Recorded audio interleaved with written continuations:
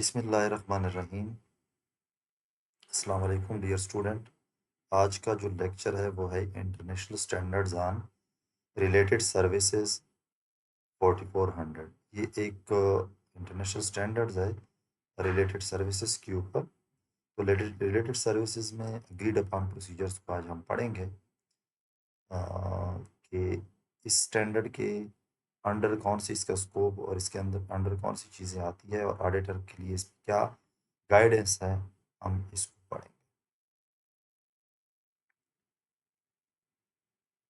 तो सबसे पहले ये हमें क्या बताता है, इंट्रोडक्शन क्या है इसकी, इसी को हम डिस्कस करते हैं कि ये है क्या।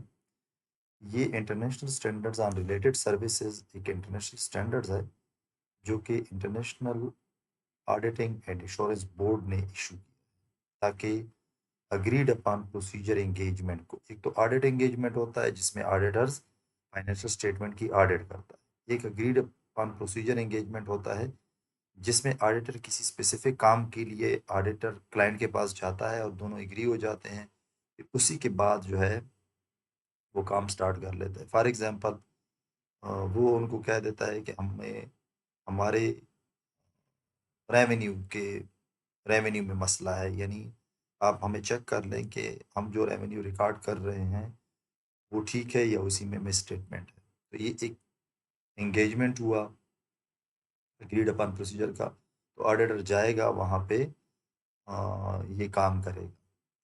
तो इसके ऊपर गाइडेंस है। तो सबसे पहले क्या है कि ये स्टैंडर्ड प्रैक्टिशनर्स को या ऑडिटर्स को गाइडेंस देता है किसके बारे में, कि स्पेसिफिक ऑडिट प्रोसीजर्स को,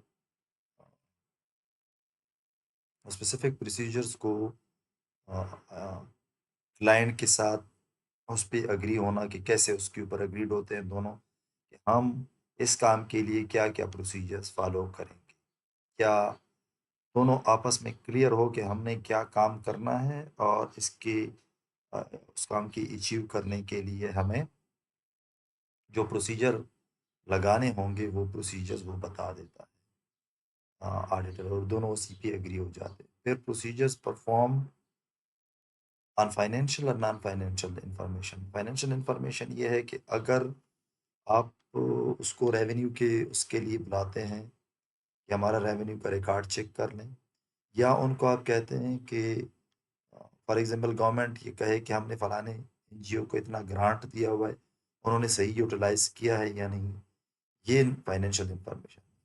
इसी तरह इन्वेंट्री वेरिफिकेशन फाइनेंशियल इंफॉर्मेशन। अगर आपको कहा जाए जाके ये इन्वेंट्री वेरीफाई कर लो कि ये क्लाइंट जो है ये इन्वेंट्री को सही तरह से यूज़ करता है या उससे कम मकदार तो नहीं रखता, तो ये जो है ये फाइनेंशियल इंफॉर्मेशन। अगर आपको कहा जाए कि जाके वहाँ पे रेगुलेशन के साथ कंप्लायंस देख लें, कॉर्पोरेट गवर्नेंस के साथ कंप्लायंस देख लें, ईएसजी के साथ कंप्लायंस देख लें किसी कंपनी का, तो फिर तो ये नॉन फाइनेंशियल इंफॉर्मेशन। तो इस एग्रीड अपॉन प्रोसीजर में कोई ओपिनियन नहीं दिया जाता, इसी में जो फैक्चुअल फाइंडिंग्स होता है, यानी जो फैक्ट ये फाइंड करता है प्रैक्टिशनर, वो कम्युनिकेट किया जाता है अपने क्लाइंट के साथ, जिसने ऑडिटर को या प्रैक्टिशनर को एंगेज किया हुआ होता है कि आप हमारे लिए एग्रीड अपॉन प्रोसीजर्स कर लें। इस रिपोर्ट में कोई एश्योरेंस नहीं दिया जाता कि ये ठीक है या गलत, सिर्फ फैक्ट फाइंड किए जाते हैं कि हाँ ये काम हो रहा है या नहीं हो रहा। तो इसके अगर आप प्रैक्टिकली देख लें तो एग्रीड अपॉन प्रोसीजर्स का एक जो इन टॉपिक रहा या बहुत ज़्यादा मीडिया में इन रहा, वो तब था जब पाकिस्तान तहरीक इंसाफ के ऊपर जब ये एलिगेशंस लगे कि इनको इनको फॉरेन फंडिंग हुई है, तो उस फॉरेन फंडिंग के लिए जब ऑडिटर अपॉइंट किए गए, तो ऑडिटर को ये नहीं कहना था कि ये गलत है या ये ठीक है या ट्रू एंड फेयर करता है, ट्रू एंड फेयर व्यू देता है या नहीं देता। ऑडिटर को ये कहा गया था कि बस आप इतना मालूम कर लें कि फॉरेन से फंडिंग हुआ है या नहीं हुआ। तो ये इनका पहला यानी ये अग्रीड अपॉन प्रोसीजर था। फॉरेन फंडिंग के ऊपर उन्होंने क्या करना था, उन्होंने कुछ प्रोसीजर लगाने होते थे, उस प्रोसीजर्स के नतीजे में फॉर एग्जांपल उन्होंने चेक करना होगा और इंस्पेक्शंस करनी होगी, रिकैलकुलेशन करनी होगी, कंपेयर करना होगा, उसी के बाद थर्ड पार्टी से कंफर्मेशन होगी, तो ये काम उन्होंने करने थे। और उसके बाद इन्होंने फैक्ट फाइंडिंग के बाद बताना था कि is there any foreign funding और नॉट। अब इसका हिस्टोरिकल बैकग्राउंड क्या है कि ये अग्रीड अपॉन प्रोसीजर या स्टैंडर्ड क्यों आया, उसमें अगर हम देख लें तो बिजनेस के नीड्स जो है वो इंक्रीज हो रहे हैं। तो स्पेसिफिक इंफॉर्मेशन की वेरिफिकेशन अगर आपको चाहिए तो उसके लिए ज़रूरी है कि आप ऑडिट का एंगेजमेंट ना करें, बल्कि ये एक क्लाइंट को करना चाहिए किसी खास अग्रीड अपॉन प्रोसीजर एंगेजमेंट कि खास काम के लिए वो आके स्पेसिफिक वेरिफिकेशन के लिए आ, इसकी ज़रूरत थी। तो स्पेसिफिक वेरिफिकेशन अगर आपको चाहिए किसी स्पेसिफिक इंफॉर्मेशन की वेरिफिकेशन तो इसके लिए स्टैंडर्ड बेस्ट है। और इसका जो एंगेजमेंट है वो लिमिटेड है, यानी बस आपने किसी खास खास काम के लिए प्रैक्टिशनर को एंगेज करना है, उसी के बाद और आपने क्या करना है, आपने बाकी काम उनको नहीं देने, तो ये इन डेप्थ वो आपको इन्वेस्टिगेशन करके बता देगा। ये ज़्यादा इफेक्टिव है, कास्ट इफेक्टिव। फुल ऑडिट में तो महीने लग सकते हैं, हो सकता है कि आप किसी स्पेसिफिक काम के लिए ऑडिट प्रैक्टिशनर को जब आप हायर करते हैं तो उसी में शायद कम वक्त लग जाए। अब इसी तरह ट्रेडिशनल ऑडिट ज़्यादा एक्सपेंसिव होता है, उसका स्कोप भी बड़ा ब्रॉड होता है और टाइम कंज्यूमिंग होता है, तो इसी वजह से ये अग्रीड अपॉन प्रोसीजर का जो स्टैंडर्ड था, ये international auditing and insurance board ने इसको इशू किया था। तो अगर हम देख लें, अगर आपको स्पेसिफिक इंफॉर्मेशन की वेरिफिकेशन चाहिए, यानी आपको पूरा ऑडिट नहीं चाहिए, और लिमिटेड स्कोप इंगेजमेंट आपको चाहिए कि आप कहें कि ऑडिटर सिर्फ आए और वो काम करें, और इसके बाद आप, क्योंकि ट्रेडिशनल ऑडिट बहुत ज़्यादा एक्सपेंसिव है और उसका स्कोप ज़्यादा ब्रॉड होता है और टाइम कंज्यूमिंग होता है, इन इश्यूज को एड्रेस किया गया international standard on related services 4400 में, ताकि क्या कर लें, जो प्रैक्टिशनर या ऑडिटर है वो टारगेटेड प्रोसीजर्स जो है वो परफॉर्म कर लें, और सिर्फ वो आपको फैक्चुअल फाइंडिंग्स के ऊपर रिपोर्ट कर ले, बाकी एरिया को वो टच ही ना कर लें, ताकि रिपोर्ट बिल्कुल स्पेसिफिक हो। और वो आप, यानी इस ये चूंकि एश्योरेंस नहीं देता, ओपिनियन नहीं देता, सिर्फ आपको फैक्ट फाइंडिंग फाइंड करके दे देता है। इसके ऊपर आगे एक हमने अलग सा वो बनाया हुआ है लेक्चर, जिसके ऊपर हम सिर्फ इसका रिपोर्ट डिस्कस करेंगे, वहाँ पे आपको बहुत ज़्यादा क्लियर हो जाएगा। तो ये जो रिवाइज्ड वर्जन है ये इम्प्रूव किया गया है, इसी में बताया गया है कि प्रोफेशनल जजमेंट कैसे यूज़ कीजिए। प्रोफेशनल जजमेंट ये होता है कि ऑडिटर के पास नॉलेज होता है, उसके पास क्वालिफिकेशन होता है, उसका एक्सपीरियंस होता है, तो उस एक्सपीरियंस की बुनियाद के ऊपर वो कुछ चीज़ों को, चूँकि सारी चीज़ें ऑब्जेक्टिव नहीं होती, कुछ चीज़ें सब्जेक्टिव होती है, तो उनके ऊपर वो क्या करेगा, जजमेंट यूज़ करेगा। और ऑडिटर जो है अपने इंडिपेंडेंस का डिस्क्लोजर भी देगा कि मैं इस क्लाइंट से इंडिपेंडेंट हूँ, और रिपोर्टिंग में भी ये बताएगा कि ये रिपोर्ट जो है इसी में सिर्फ हम फैक्चुअल फाइंडिंग दे रहे हैं, ना कि हम इसमें कोई ओपिनियन देते हैं।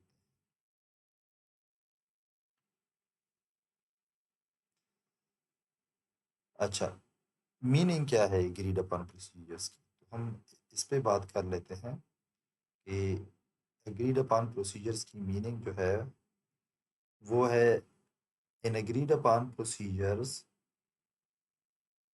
engagement is an engagement where practitioner performs procedures।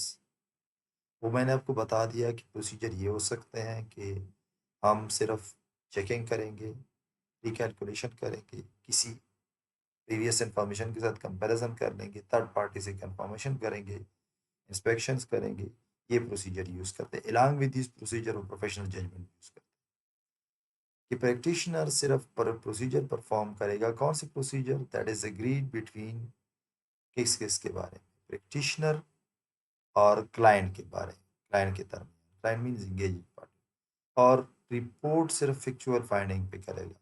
यानी वो कोई इंश्योरेंस नहीं देगा। अच्छा, इंपॉर्टेंट पॉइंट इसी में क्या है कि प्रैक्टिशनर कोई ओपिनियन नहीं देगा कि फॉर एग्जांपल ये कह दें कि जो हमने इन्वेस्टिगेट किया है that give true and fair view of are presented fairly, इस तरह नहीं होगा। अच्छा, कोई इंश्योरेंसेस नहीं देगा, चाहे रीजनेबल इंश्योरेंस हो चाहे लिमिटेड इंश्योरेंस हो, इंश्योरेंस नहीं देगा। सिर्फ ये बताएगा, यानी मटेरियल में स्टेटमेंट का इंश्योरेंस नहीं देगा, किसी में नहीं है, या ये इंश्योरेंस नहीं देगा कि ये according to financial reporting standards बनाए गए हैं। बस सिर्फ वो फाइंडिंग्स जो उन्होंने, जो फैक्ट उन्होंने फाइंड किया होगा उसको रिपोर्ट करेगा। और ऑडिटर जो है वो खुद इंटरप्रेट, यानी प्रैक्टिशनर इसको इंटरप्रेट नहीं करता रिजल्ट को, रिजल्ट्स की interpretation this responsibility lies with the user और द क्लाइंट्स, वो इसके ऊपर वो करेगा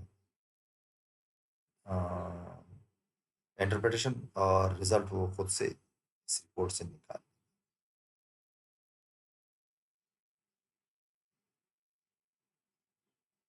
अब इसमें आगे जो है स्कोप इसका क्या है, इसका स्कोप हम देखते हैं।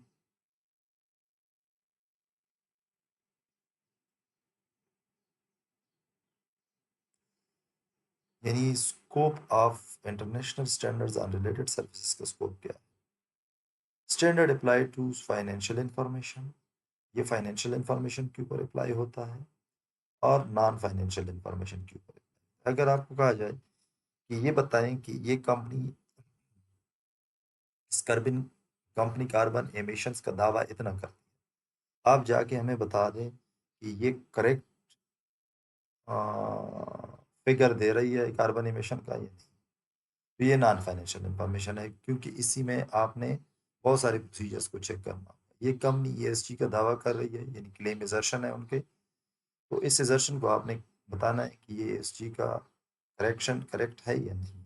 ये नॉन फाइनेंशियल इंफॉर्मेशन किस चीज़ के बारे में होता है, जो फाइनेंशियल स्टेटमेंट के साथ उनका ताल्लुक है। अब क्या है, फॉर एग्जांपल आपको कहा जाए कि इस कंपनी का सेल वेरीफाई कर, इन्होंने फॉर एग्जांपल 1 मिलियन का सेल जो है,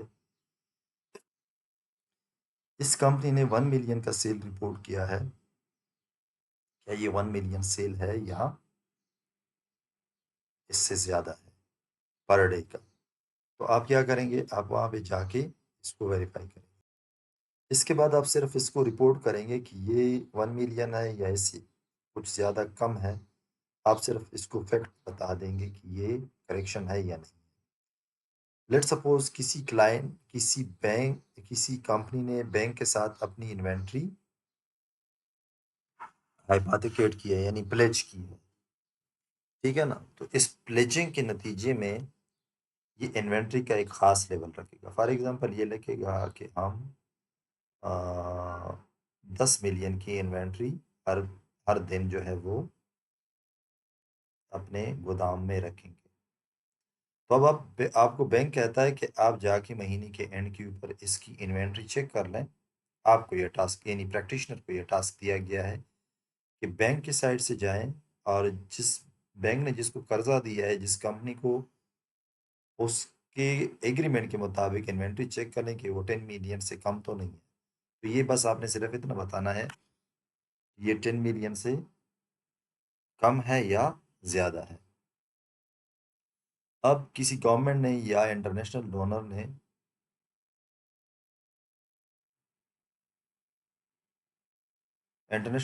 ने एनजीओ को कोई ग्रांट दिया हुआ है, तो उस ग्रांट की यूटिलाइजेशन वो सही कर रहे हैं या नहीं। या गवर्नमेंट ने किसी हॉस्पिटल को ग्रांट दिया हुआ है और कि वो हॉस्पिटल इसका यूटिलाइजेशन सही कर रहा है या नहीं।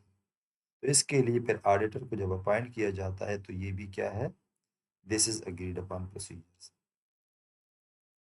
ईएसजी डेटा की वेरिफिकेशन जो है कि फॉर एग्जांपल ये कंपनी एजर्ट कर रही है कि हम इन्वायरमेंटल, सोशल और गवर्नेंस में इतना काम कर रहे हैं, ये ज़रा डेटा को वेरीफाई कर लें कि ये डेटा ठीक है या ठीक नहीं है। यू आर जस्ट लाइबल, या यानी practitioner is just responsible to report that whether this ESG data is correct or not. बाकी का कोड ऑफ कॉर्पोरेट गवर्नेंस के साथ कंप्लायंस हो रहा है इसका या नहीं हो रहा, ये भी एक, इसको भी चेक करना चाहिए। अच्छा, ये जो है अब इसका स्कोप हम देखते हैं, यानी इसका मतलब ये है कि फाइनेंशियल और नॉन फाइनेंशियल इंफॉर्मेशन दोनों के लिए एग्रीड अपॉन प्रोसीजर्स का स्टैंडर्ड है। और इसके example, for example sale verification, inventory check, grant utilisation, ESG data verification, compliance verification, ये छोटे छोटे जो काम हैं ये एग्रीड अपॉन प्रोसीजर में किए जाते हैं, पूरा ऑडिट नहीं किया।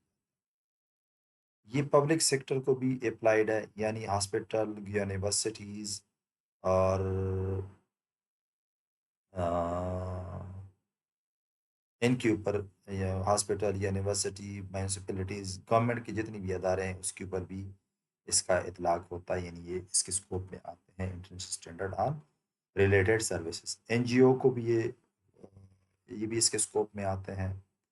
कॉर्पोरेट एंटिटीज, जिस तरह मैंने कहा कि जितनी भी फाइनेंशियल और नॉन फाइनेंशियल कंपनीज हैं वो भी इसी में आते हैं। Financial institution mean bank, insurances और मुदारिबा, ये सारी कंपनीज जो हैं इसी में आ रही हैं। जिसका स्कोप बहुत ज़्यादा, यानी सारे ऑर्गेनाइजेशन के ऊपर है, सिर्फ कंपनीज के ऊपर नहीं। अच्छा, अब इसके ऑब्जेक्टिव को हम डिस्कस करते हैं कि इसके ऑब्जेक्टिव क्या है। अच्छा, पहला ऑब्जेक्टिव यानी ये है कि हम अग्रीड अपॉन प्रोसीजर्स को परफॉर्म कर लें। प्रोसीजर्स जो होंगे वो क्लियरली डिफाइंड, ऑडिटर उसको क्लियरली बताएगा, ये जो आपने हमें काम दिया है, इन्वेंट्री वेरिफिकेशन है, इसी में हम ये नीचे प्रोसीजर अप्लाई करेंगे, ताकि कल को उस प्रोसीजर में वो ऑर्गेनाइजेशन खुद हर्डल ना बने।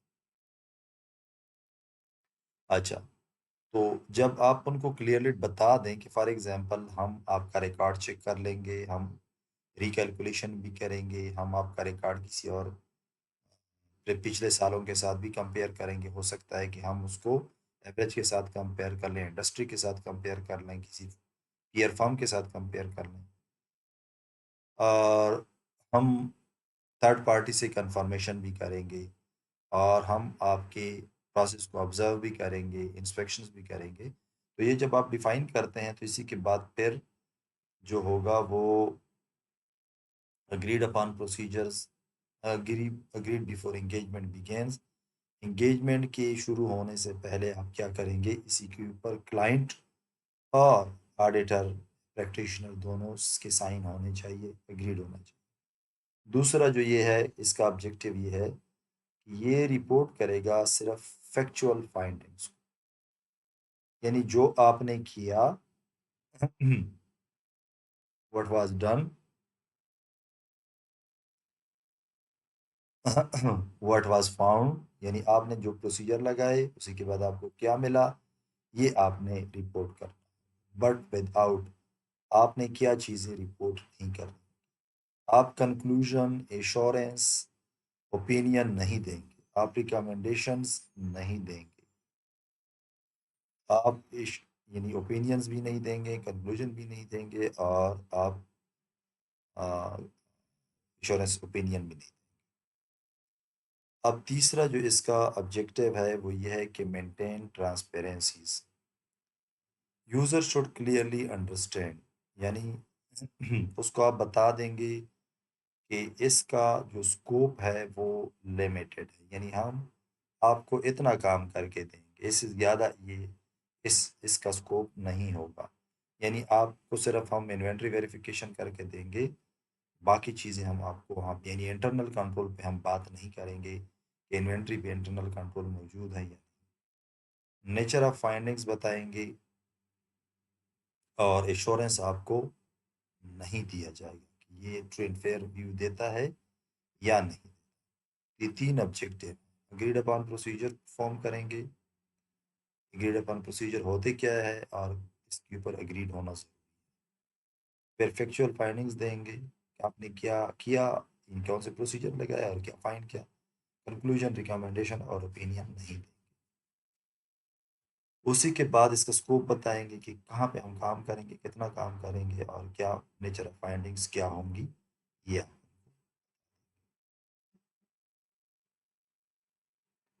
अच्छा, अब आप आ जाए कि nature and characteristic of agreed upon procedures. तो इसका नेचर ये है कि हम बार बार ये बात करते हैं कि इसमें एश्योरेंस एंगेजमेंट, यानी इस एंगेजमेंट में एश्योरेंस नहीं दिया जाएगा।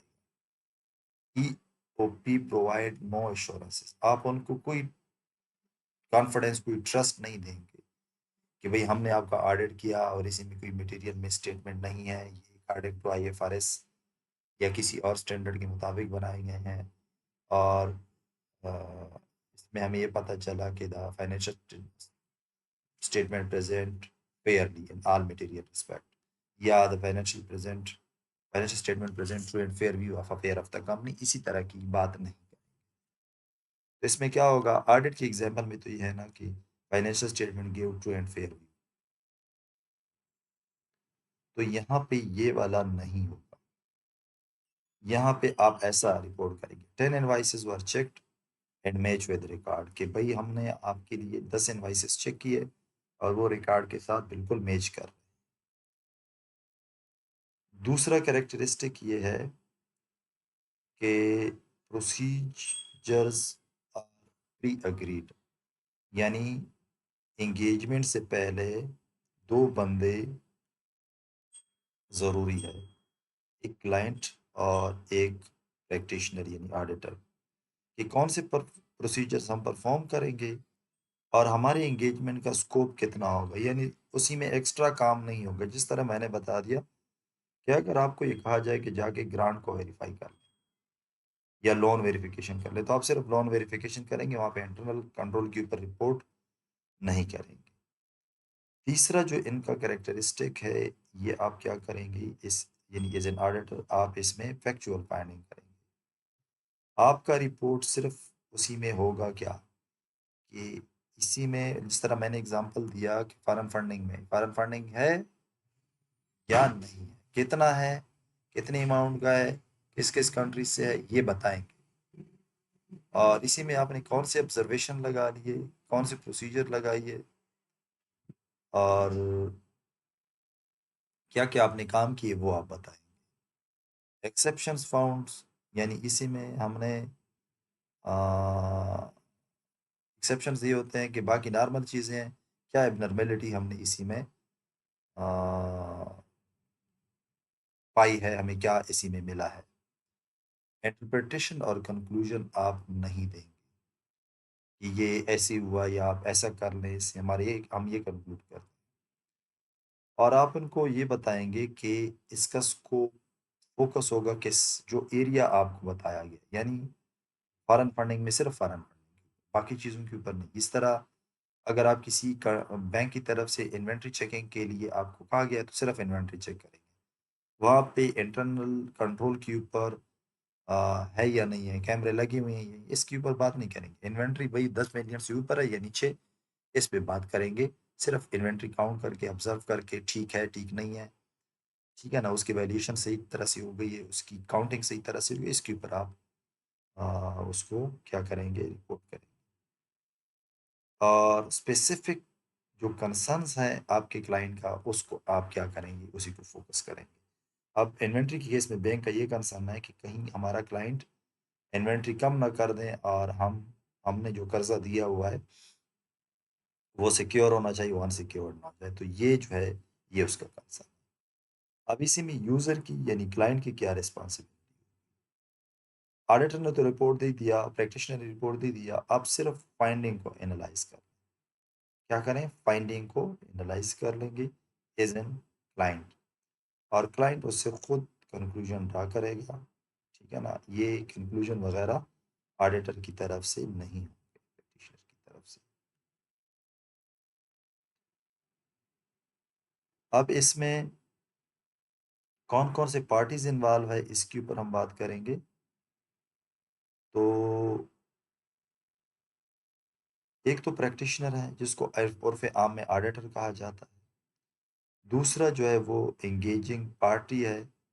तीसरा इसके इंटेंडेड यूजर्स होंगे इस रिपोर्ट के।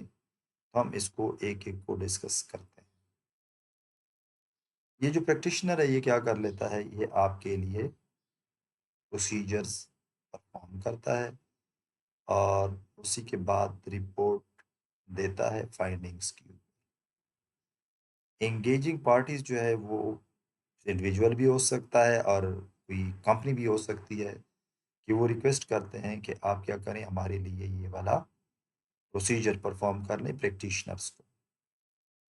तो उसी में एग्जांपल जो है वो इसी में मैनेजमेंट भी आ सकता है कि वो ऑडिटर को रिक्वेस्ट कर लें।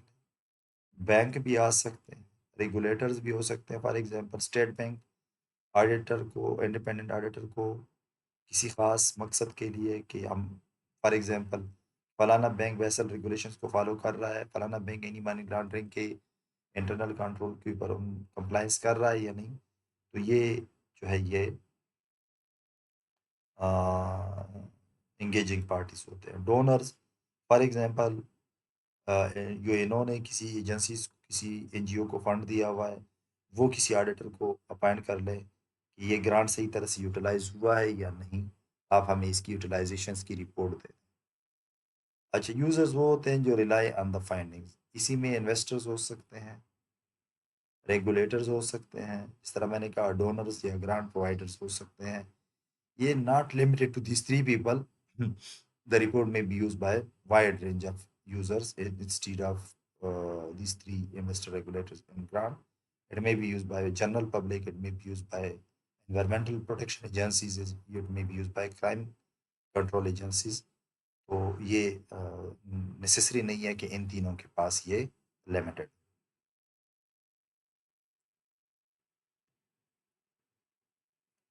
उसके बाद जो है यानी द नेक्स्ट सेक्शन है, इसी में व्हाट आर, यानी हम इसी में प्रोफेशनल रिक्वायरमेंट क्या है। प्रोफेशनल रिक्वायरमेंट ये है कि जो भी ऑडिटर इसको इन एग्रीड अपॉन प्रोसीजर्स को, एंगेजमेंट को परफॉर्म करेगा, he must know about the ISRS। ISRS क्या है? International standards on related services. तो उनको इसका पता होना चाहिए। और कॉम्पिटेंस मेंटेन करेगा, यानी कॉम्पिटेंस का क्या मतलब है कि उनको वो रिक्वायर्ड नॉलेज जो किसी भी अग्रीड अपॉन प्रोसीजर्स के लिए ज़रूरी है वो मेंटेन रखना होगा ऑडिट फॉर्म्स को। यानी किसी नए हायरी को, यानी the audit forms must take care of to send a newly hired person instead of experience. They must care, the audit firm should assign an experienced person who performed several audited prior to this audit regarding the agreed upon procedure या under the ISRS। तो वो उनका competence होगा। At least the team must work under the experience person. Use professional judgement, यानी professional judgement मैंने आपको पहले भी बता दिया था कि ऑडिटर के पास क्वालिफिकेशन होता है, उसके बाद उसके पास एक्सपीरियंस होता है, उसी के बाद फिर उसके उसने ऐसे काम किए हुए होते हैं, तो वो प्रोफेशनल जजमेंट प्रोसीजर के साथ ज़रूर यूज़ करें। और डॉक्यूमेंट जितने भी हैं, डॉक्यूमेंटेड वर्क, वो उसको प्रॉपरली इसी वजह से करना चाहिए कि जो भी ऑडिट कोई फर्म, कोई प्रैक्टिशनर परफॉर्म करता है, जब डॉक्यूमेंट वो पहली दफ़ा करता है, वो डॉक्यूमेंट बना लेता है, तो ये इंस्टीट्यूशनल उस फर्म के इंस्टीट्यूशनल मेमोरी में आ जाता है। अगली दफ़ा उनको यूज़ किया जाता है किसी ऑडिट के उसमें। उसके बाद जो लोग जाते हैं प्रीवियस वर्क को चेक करेंगे और उसी में इम्प्रूवमेंट के साथ फिर जितना भी काम करते हैं उनको डॉक्यूमेंट करेंगे। इसी के बाद जो है वो है इंडिपेंडेंस के रिक्वायरमेंट। क्या एग्रीड अपॉन प्रोसीजर्स के लिए भी इंडिपेंडेंस ज़रूरी है? जिस तरह ऑडिट के लिए ज़रूरी है। हमेशा इसकी इस स्टैंडर्ड के मुताबिक ज़रूरी नहीं है कि आपके जो ऑडिट प्रैक्टिशनर है, जो एग्रीड अपॉन प्रोसीजर्स के लिए आता है, वो इंडिपेंडेंट हो। It is not necessary. लेकिन अगर वो इंडिपेंडेंट नहीं है, if practitioner is not independent, he must disclose it in a report. For example, आपको बैंक ने कहा कि जाके फलानी कंपनी में इन्वेंट्री चेक कर लो कि वो इस कॉन्ट्रैक्ट के मुताबिक हमारे पास उस कंपनी ने लिखा है कि आप हमें कर्जा दे दें, लोन दे दें, और हम इसके मुकाबले में ये वाली इन्वेंट्री हमारी,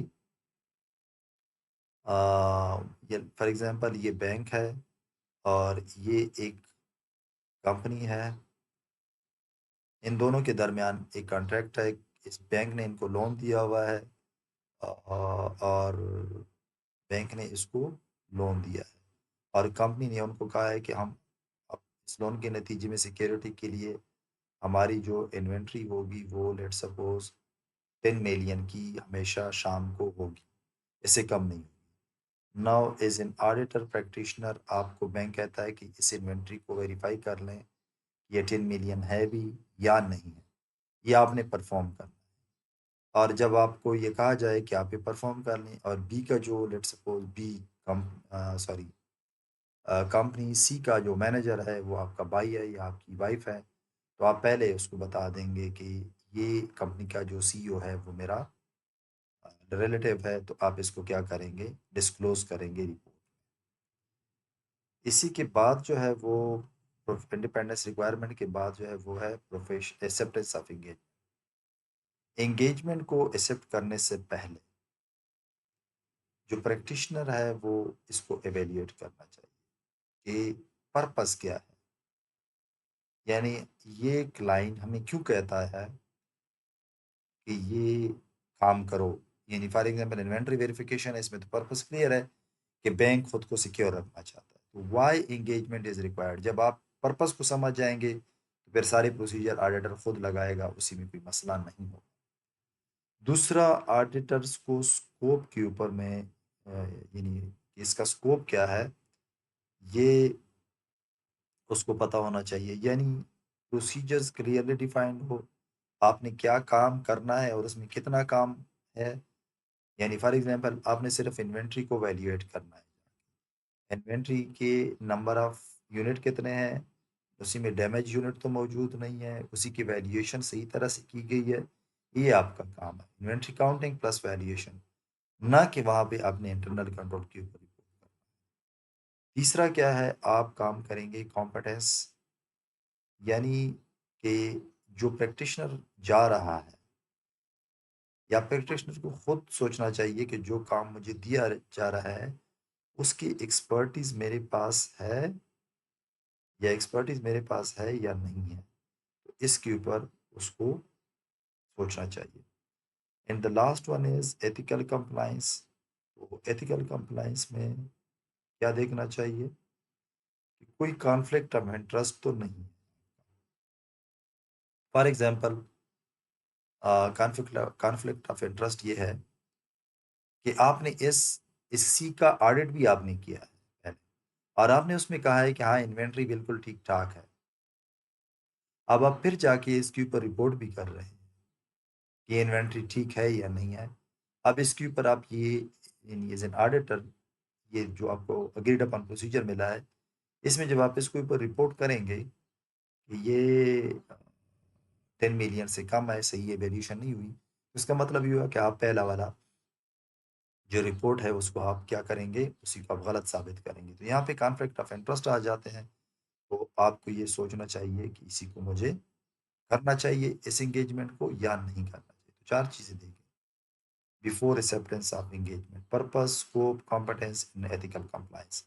ये देखने के बाद फिर आपको एक्सेप्ट करना चाहिए।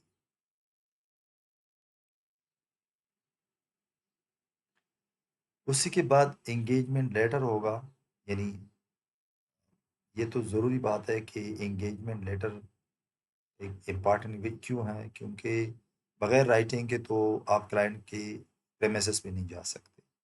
एक एंगेजमेंट लेटर इन दोनों के दरमियान साइन होगा। उसी में सबसे पहले ऑब्जेक्टिव कि हमने करना क्या है, यानी हमने एग्रीड अपन प्रोसीजर्स लगाना है, लेकिन हमारी ऑब्जेक्टिव इसी में से क्या है, फैक्ट फाइंडिंग्स है सब। उसी के बाद स्कोप। स्कोप जिस तरह मैंने कहा कि हमने इन्वेंट्री को सिर्फ वैल्यूएट करना है, बाकी काम नहीं करनी, काउंट करना है और ऑब्जर्व करना है। प्रोसीजर क्या लगाएंगे, चेकिंग करेंगे, रिकैलकुलेट करेंगे, कंपेयर करेंगे, ऑब्जर्वेशन करेंगे, थर्ड पार्टी कंफर्मेशन करेंगे, ये करेंगे। उसी के बाद है रिस्पॉन्सिबिलिटी। आपकी क्या रिस्पॉन्सिबिलिटी है और मैनेजमेंट की क्या रिस्पॉन्सिबिलिटी, दोनों की रिस्पॉन्सिबिलिटी इस एंगेजमेंट लेटर में फिक्स होगी। रिपोर्टिंग फॉर्मेट क्या होगा, ये भी इस एंगेजमेंट लेटर में आप देखेंगे। और रिस्ट्रिक्शन ऑन यूज, यानी ये जो इंफॉर्मेशन है इसको कौन यूज करेगा, हर किसी के यूज के लिए नहीं है, ये स्पेसिफिक यूजर के लिए बनाए गए हैं। तो कोर्ट वगैरह में इसको यूज नहीं किया जाएगा अनलेस एंड अनटिल हमसे, यानी कि प्रैक्टिशनर से इजाज़त लेने से के बगैर। दूसरा क्या है, प्लानिंग करेंगे, यानी ऑब्वियसली जिस तरह आप ऑडिट प्लान करते हैं उसी तरह आप क्या करेंगे, अग्रीड अपॉन प्रोसीजर्स को भी ऑडिटर प्लान। तो सब्जेक्ट मैटर को समझना चाहिए कि हमने करना क्या है, ग्रांट वेरिफिकेशन करना है, हमने हमने लोन वेरिफिकेशन करना है, हमने कंप्लायंस विद रेगुलेशन करना है, हमने कंप्लायंस विद ईएसजी की ऑडिट अग्रीड अपॉन प्रोसीजर पे काम करना है, या हमने रेवेन्यू वेरिफिकेशन पे काम करना है। तो जब आपको सब्जेक्ट मैटर क्लियर होगा तो आप उसके ऊपर इजीली काम कर सकेंगे। फॉर एग्जांपल आपने ट्रांजेक्शन्स के ऊपर काम करना है, इन्वेंट्री वेरिफिकेशन पे काम करना है, या कंप्लायंस डेटा पे काम करना है, जब आपको ये होगा तो आप उसी के बाद प्लानिंग कर सकेंगे। अंडरस्टैंडिंग के बाद जब आप सब्जेक्ट मैटर को अंडरस्टैंड करते हैं तो आपको फिर प्रोसीजर लगा होंगे, हमें क्या टेस्ट करना होगा, कैसे टेस्ट करना होगा, और हमारी रिपोर्टिंग रिक्वायरमेंट क्या है। इन्वेंट्री के केस में आपने क्या करना होगा, उस केस उस पे, यानी जहाँ पे उनका स्टोर है वहाँ पे जाके आपने इन्वेंट्री की काउंटिंग करनी होगी, ऑब्जर्व करनी होगी। उसी में देखना होगा कि पूरे हैं या नहीं है रिकॉर्ड के साथ, और ये देखना होगा कि डैमेज यूनिट है तो नहीं, और उसकी वैल्यूएशन कैसे करेंगे ये, और उसके बाद उसकी रिपोर्ट कैसे करेंगे, ये आपका काम होगा। जब आप इसको समझ जाएंगे उसी के बाद आप प्लानिंग इजीली कर सकेंगे। अच्छा, रिस्क असेसमेंट जो है वो तो नॉर्मल ऑडिट में होता है, लेकिन इसी में भी ज़रूरी है, यानी ऑल दो रिस्क असेसमेंट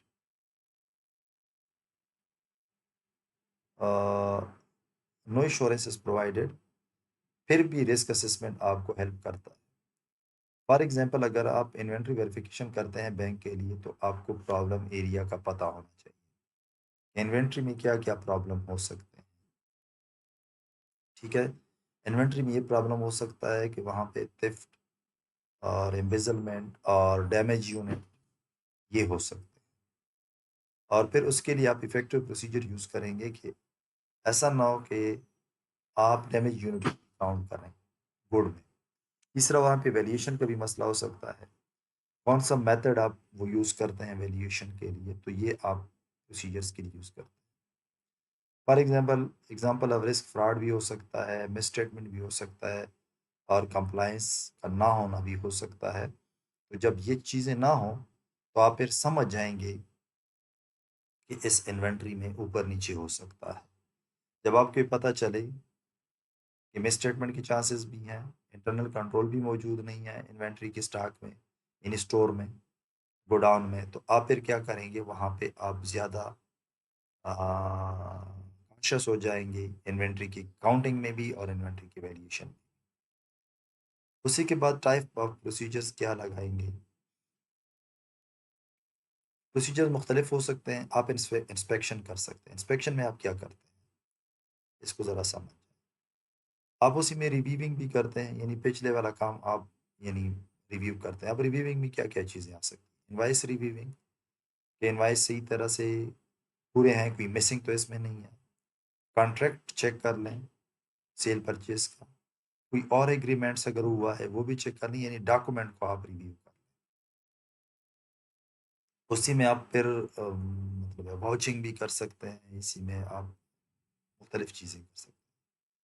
अच्छा, कैलकुलेशन आप कर सकते हैं mathematical accuracy, for example payroll है, तो आपको पेरोल के लिए हायर किया गया कि पेरोल चेक करने की, उसी में फेक एम्प्लॉइज तो नहीं है, फिर आप पेरोल की कैलकुलेशन करेंगे, यानी जिस तरह उन्होंने कैलकुलेट किया है तो आप अपना भी कैलकुलेटर एक सिस्टम बना लेंगे, उसे भी रिकैलकुलेशन करेंगे। इससे आपको क्या पता चलेगा कि उसी में मैथमेटिकल इनएक्यूरेसी तो नहीं। कंफर्मेशन की जब भी बात आती है ऑडिट में, तो इसका मतलब ये हुआ कि थर्ड पार्टी से, बाहर पार्टी से आप क्या करेंगे, कुछ रिस्पॉन्सेज आप ऑब्टेन करेंगे।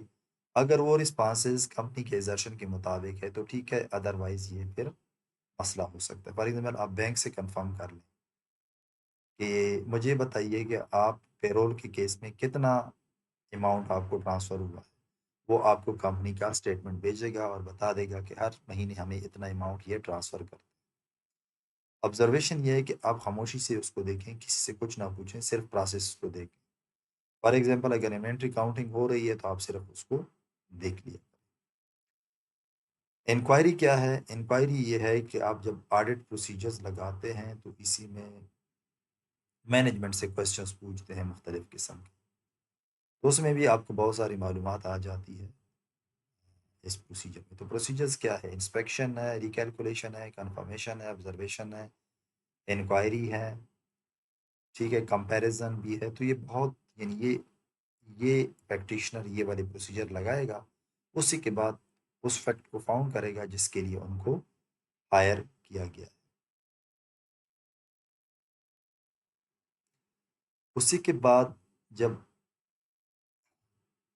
एविडेंस, यानी इन प्रोसीजर के नतीजे में आपको एविडेंस नज़र आ जाए, तो पहला आप क्या करेंगे, evidence and audit agreed upon procedure.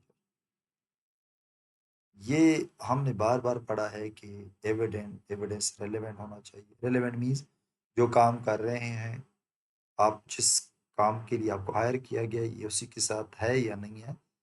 अगर उसके साथ उसका ताल्लुक नहीं है तो आप उसको इग्नोर कर, रिलायबल है, रीसेंट है, और इसके ऊपर आप कोई डिसीजन ले सकते हैं, तो ये आप एविडेंस को रखेंगे। सफिशिएंट फॉर फाइंडिंग्स है, अगर आप एक एविडेंस को ले लेते हैं लेकिन आप कहते हैं कि नहीं ये काफ़ी नहीं, इसके साथ corroboration, यानी इस फाइंडिंग्स, यानी इस एविडेंस के नतीजे में कोई और एविडेंस हमें मिले। फॉर एग्जांपल आपको इनवाइस मिसिंग तो मिले, लेकिन बाद में जब आपने चेक किया उन इनवाइस की फिर रिपोर्टिंग में, यानी जो मिसिंग थे उसकी सिस्टम में उसकी एंट्री भी नहीं हुई। अब जब एंट्री नहीं होती तो उनके वॉचर्स भी नहीं मिले, तो इसका मतलब ये हुआ कि सिर्फ मिसिंग ऑफ इनवाइस सफिशिएंट नहीं था, आपने उनके वॉचर देख लिए, फिर जर्नल में भी चेक किया। इसी तरह कोराबोरेशंस के लिए और एविडेंस को आप कलेक्ट कर लेंगे अगर ये आपको लगे कि ये सफिशिएंट नहीं है। बैंक स्टेटमेंट आपको मिला, ये भी एक सबूत है। रसीट्स मिले, ये भी एक एविडेंस है। कॉन्ट्रैक्ट मिल जाए, यानी आप देख लें, वो भी एक सबूत है। थर्ड पार्टी से आपका ने कंफर्म किया, ये भी एक एविडेंस है। तो आपको प्रोसीजर्स के नतीजे में एविडेंस मिलते हैं, लेकिन इसको सफिशेंट और रिलायबल और रिलेवेंट होना चाहिए। अच्छा, आपको क्या क्या रिक्वायर डॉक्यूमेंटेशन रिक्वायरमेंट क्या है? जो प्रोसीजर आपने लगाए हैं वो आपके पेपर्स में लगने चाहिए, यानी the paper should contain procedure that have been agreed between the client and the practitioners। उसी के बाद जो आपने एविडेंस obtain किया है, जो एविडेंस आपने obtain की, it should be the part of the file, यानी it should be a working paper, it should contain. और इसमें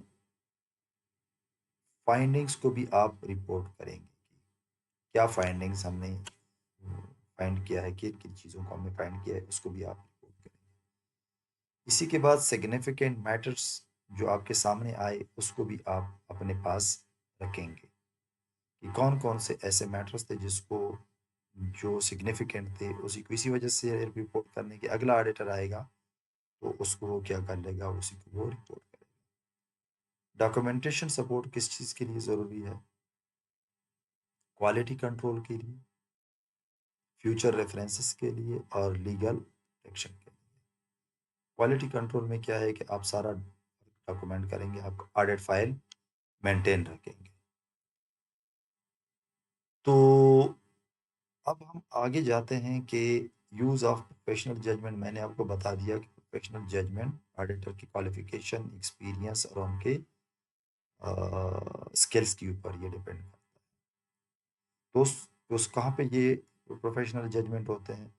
जब आप प्रोसीजर्स को ड्राफ्ट करते हैं, क्या क्या प्रोसीजर लगेंगे, उसी को आप जब लिखते हैं तो वहाँ पे आपका प्रोफेशनल जजमेंट रिक्वायर्ड। जब आप रिपोर्ट की फाइंडिंग्स देंगे वहाँ पे भी आपका प्रोफेशनल जजमेंट रिक्वायर्ड होगा। आप वहाँ पे भी उसको रिपोर्ट कैसे करते हैं उसी को भी आपने यानी प्रोफेशनल जजमेंट जो है वो रिक्वायर्ड होगा। एंगेजमेंट एक्सेप्ट किया जाए या ना किया जाए, यस आर नो, तो इसके दरमियान भी आपको प्रोफेशनल जजमेंट की रिक्वायरमेंट जरूरी है। अच्छा, आपको यहाँ पे ज़्यादा ज़रूरत है वो है यानी एक्सपर्ट्स की। यूज़र ऑफ एक्सपर्ट्स किन किन एरिया में आपको यूज़र ऑफ एक्सपर्ट्स चाहिए हो? क्योंकि आजकल ज़्यादातर सिस्टम जो है वो आईटी सिस्टम है, तो आईटी सिस्टम में आपको एक्सपर्ट की ज़रूरत होगी। किसी एसेट की वैल्यूएशन में भी आपको एक्सपर्ट की ज़रूरत होगी। और इंजीनियरिंग का कोई काम है, कंस्ट्रक्शन वगैरह है, वहाँ पे भी आपको एक्सपर्ट की ज़रूरत महसूस होगी। और एनवायरमेंटल, सोशल और गवर्नेंस के डेटा के ऊपर भी आपको एक्सपर्ट की ज़रूरत पड़ सकती है। एनवायरमेंटल एक्सपर्ट्स जो है वो आपको कार्बन के इमिशन डेटा के ऊपर क्या कर सकता है, वहाँ पे आपको सही वो दे सकता है, सही ओपिनियन आपको दिया जा सकता है। अच्छा, अब रिपोर्ट क्या करेंगे? Reporting under international standards on related services. Report में कोई अभाव नहीं होना चाहिए, इट शुड बी क्लियर। वो the report must describe what procedure have been adopted to conduct that specific assignment, यानी that specific agreed upon procedures। और findings जो है, फैक्चुअल फैक्ट फाइंडिंग्स, उसको प्रेजेंट करेंगे आप अपने रिपोर्ट। इस रिपोर्ट को हम आगे डिटेल में दूसरे लेक्चर में हम क्या करेंगे, डिस्कस करेंगे।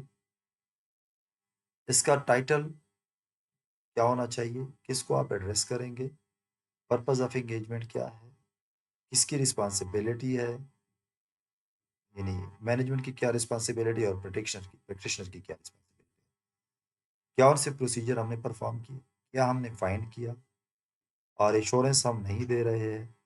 ये ऑडिट रिपोर्ट जो है ये यूज़ होगा किस पर्पस के लिए, और सिग्नेचर और डेट ऑडिटर की होनी चाहिए।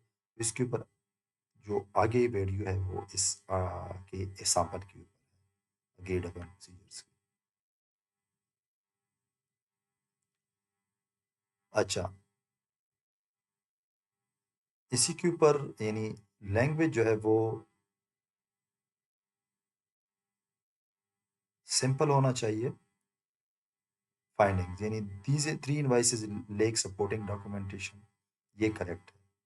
बजाय इसके कि आप लिख लें इंटरनल कंट्रोलर वीक, ये नहीं है, ये आपने ओपिनियन दे दिया, ये आपने फैक्ट बता दिया। Three invoices lake supporting document. अच्छा, रिस्ट्रिक्शन क्या है अनयूज के?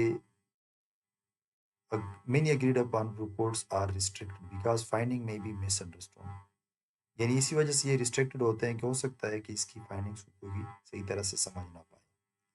दूसरा जो है वो है procedure were design for specific user, ये स्पेसिफिक यूज़र्स के लिए होते हैं, जनरल यूज़र्स के लिए नहीं होती।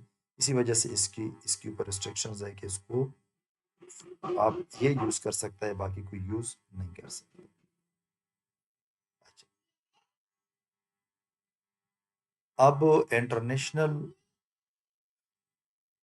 स्टैंडर्ड ऑन रिलेटेड सर्विसेज के मुताबिक क्या ऑडिट में और क्या रिव्यू में और क्या अग्रीड अपॉन प्रोसीजर्स में फ़र्क है। इश यानी फीचर जो है ये एश्योरेंस है। ऑडिट में आप रीजनेबल एश्योरेंस देते हैं। जो फाइनेंशियल स्टेटमेंट है it's present true and fair view of affair of the company. जबकि इंटरम फाइनेंशियल रिपोर्टिंग में आप रिव्यू करते हैं, वहां पे आप limited insurance. Agreed upon procedure में कोई इंश्योरेंस नहीं होता, यहाँ पे फैक्ट देते हैं। यहाँ पे आप ओपिनियन क्या देते हैं? यस, यानी ये ट्रू एंड फेयर व्यू देता है या नहीं, या आप एडवर्स ओपिनियन देंगे, क्वालिफाइड देंगे या मॉडिफाइड। जबकि यहाँ पे कंक्लूजन दिया जाता है, nothing has come to our attention that make us to believe that the financial statement are not, yeah, are not present fairly in all material respect। तो यहाँ पे नेगेटिव इंश्योरेंस दिया जाता है, कंक्लूजन। यहाँ पे ना तो कंक्लूजन दिया जाता है और ना रीजनेबल इंश्योरेंस दिया जाता है। यहाँ पे सिर्फ एक फाइनल स्कोप क्या है, इसका स्कोप ब्रॉड है और इसका स्कोप मॉडरेट है। लेकिन जब आप अग्रीड अपन प्रोसीजर्स करेंगे तो इसी का स्कोप बिल्कुल स्पेसिफिक होता है, किसी खास काम को आपने करना। आउटपुट क्या है, यहाँ पे आपने ओपिनियन देना होता है, यहाँ पे कंक्लूजन, और यहाँ पे आपने फैक्ट फाइंडिंग्स देनी होती है कि हमने क्या मालूम किया इसमें। तो ये इन तीनों के दरमियान फ़र्क है, कंपैरिजन। अब आप आ जाएं एडवांटेजेस क्या है इस अग्रीड अपॉन प्रोसीजर स्टैंडर्ड का। ये फ्लेक्सिबल है और ये जो कास्ट इफेक्टिव है, यानी ज़्यादा काम नहीं होता, बस 2 हफ्ते में, 1 हफ्ते में ही आपको वो काम करके दिया जाता है। एक स्पेसिफिक फोकस पे प्रोसीजर पे फोकस किया जाता है। इन्वेस्टिगेशन के लिए बहुत ज़्यादा यूज़फुल है अग्रीड अपॉन प्रोसीजर्स। और रिपोर्टिंग आपको जल्दी मिल जाती है, यानी इसी में कोई स्टिचूटरी रिक्वायरमेंट, कोई रेगुलेटरी रिक्वायरमेंट होती नहीं है। तो हफ्ते में, 2 हफ्ते में आपको रिपोर्ट दी जाती है, उसके बाद आप फिर उसके ऊपर डिसीजंस ले सकते हैं। Limitation of agreed upon procedure engagement, इसी में इंश्योरेंस नहीं दिया जाता। तो अगर इंश्योरेंस नहीं दिया, इसका स्कोप लिमिटेड होता है और मिस इंटरप्रिटेशन के चांसेस हो सकते हैं कि आपका रिपोर्ट कोई मिस इंटरप्रेट करे, और ये अग्रीड अपॉन प्रोसीजर पे डिपेंड करता है। यानी इससे उधर उधर आप कोई चीज़ यानी कोई प्रोसेस नहीं कर सकते। इसके रियल वर्ल्ड एप्लीकेशन आज क्या है, रियल बैंकिंग सेक्टर में आपको कहा जा सकता है कि आप हमारे लिए लोन कोलेटरल को वेरीफाई कर लें, यानी इन्वेंट्री को वेरीफाई कर लें, क्योंकि वो लोन में हमने कोलेटरल के ऊपर रखी हुई है कि वो कंपनी जिसको हमने लोन दिया हुआ है वो सही रख रही है या इन्वेंट्री को उससे कम मकदार में। एनजीओ ग्रांट एक्सपेंडिचर वेरिफिकेशन, यानी किसी एनजीओ को ग्रांट मिला है और जो डोनर है वो आपको कहता है कि इसका ऑडिट करें कि ग्रांट सही तरह से यूज हुआ है या नहीं। गवर्नमेंट आपको यानी प्रैक्टिशनर को हायर कर सकती है कि भाई आप हमारे लिए कंप्लायंस कर ले, कि कोड ऑफ कॉर्पोरेट के साथ कंप्लायंस हो रहा है, ठीक है या नहीं, ईएसजी के साथ कंप्लायंस होता है या नहीं होता। तो ये agreed upon. ESG reporting, verification of sustainability matrix, यानी इन्होंने एक मैट्रिक्स बनाया हुआ है, इसको वेरीफाई कर लें कि ये ठीक है या नहीं। तो एक खास एरिया आपको दिया गया है ईएसजी में, इसके ऊपर आपने वेरिफिकेशन करना है। अच्छा, इसी को हम 2 एग्जांपल्स जल्दी जल्दी से डिस्कस करते हैं। एक डोनर है, ये पहले भी हमने कहा, एक डोनर एजेंसी है, उन्होंने 50 मिलियन एक एनजीओ को दी।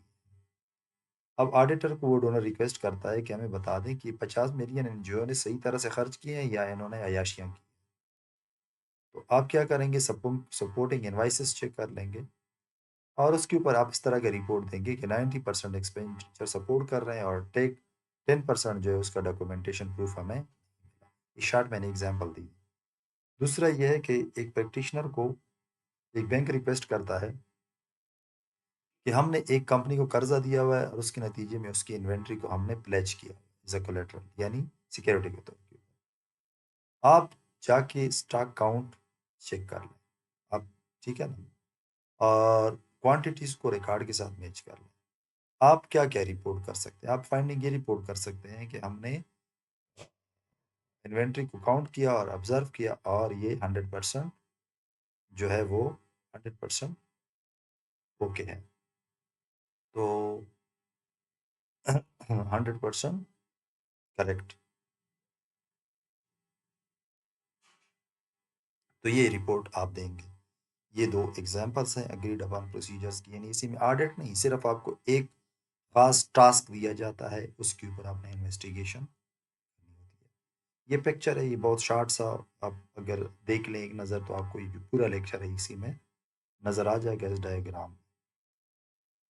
तो इसी में जो क्वेश्चन आपसे पूछे जा सकते हैं वो ये हो सकते हैं कि डिफाइन अ, यानी ये है क्या चीज़? International standard on related services, what is factual findings, difference between audit and agreed upon procedure, ये आपसे क्वेश्चन पूछे जा सकते हैं। आज के लेक्चर के लिए इतना ही। Thank you very much. अल्लाह हाफिज़।